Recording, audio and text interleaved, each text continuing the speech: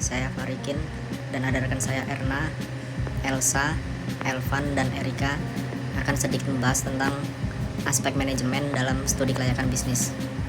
Tujuan studi aspek manajemen adalah untuk mengetahui apakah pembangunan dan implementasi bisnis dapat direncanakan, dilaksanakan, dan dikendalikan, sehingga rencana bisnis dapat dinyatakan layak atau sebaliknya. Perencanaan, manajemen dalam membangun proyek bisnis maupun manajemen dalam implementasi rutin bisnis adalah sama saja dengan manajemen lainnya. Ia berfungsi untuk aktivitas-aktivitas perencanaan, pengorganisasian, pelaksanaan, dan pengendalian. 1. Pendekatan dalam membuat perencanaan. Proses pembuatan suatu rencana dapat dilakukan dengan beberapa alternatif pendekatan.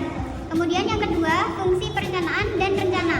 Telah dijelaskan di bagian atas bahwa hasil dari suatu perencanaan adalah suatu rencana atau rencana-rencana.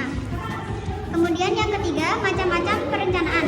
Proses perencanaan untuk menghasilkan suatu rencana atau rencana-rencana dapat dilihat dari beberapa sisi penting, antara lain yaitu dari sisi jangka waktu manfaat rencana serta dari sisi tingkatan manajemen.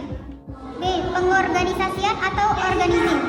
Sama saja dengan aspek perencanaan, pengorganisasian untuk kedua kegiatan pokok, yaitu membangun proyek maupun mengimplementasikan bisnis secara rutin. C. Penggerakan atau actuating. Aspek penggerakan atau actuating yang juga merupakan bagian dari manajemen hendaknya diperkirakan juga apakah dalam manajemen proyek maupun manajemen implementasi bisnis kelak dapat berjalan baik sehingga ia dapat dinyatakan layak. D. Pengendalian atau controlling. Pengendalian sebagai salah satu faktor manajemen hendaknya juga dianalisis untuk mendapatkan jawaban apakah dari sisi ini rencana manajemen untuk pembangunan maupun pengimplementasian bisnis dinyatakan layak atau sebaliknya. E.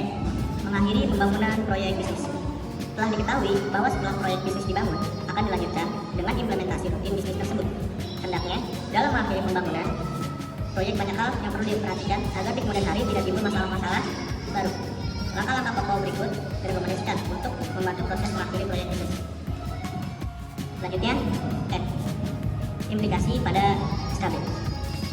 Hasil studi aspek manajemen hendaknya memberikan informasi dalam dua kegiatan pokok, yaitu manajemen dalam pembangunan proyek bisnis dan manajemen dalam implementasi bisnis rutin dalam hal 1. Perencanaan, 2. Pengorganisasian, 3. Pergerakan, 4. Pengendalian, dan yang terakhir 5. Mengakhiri pembangunan proyek.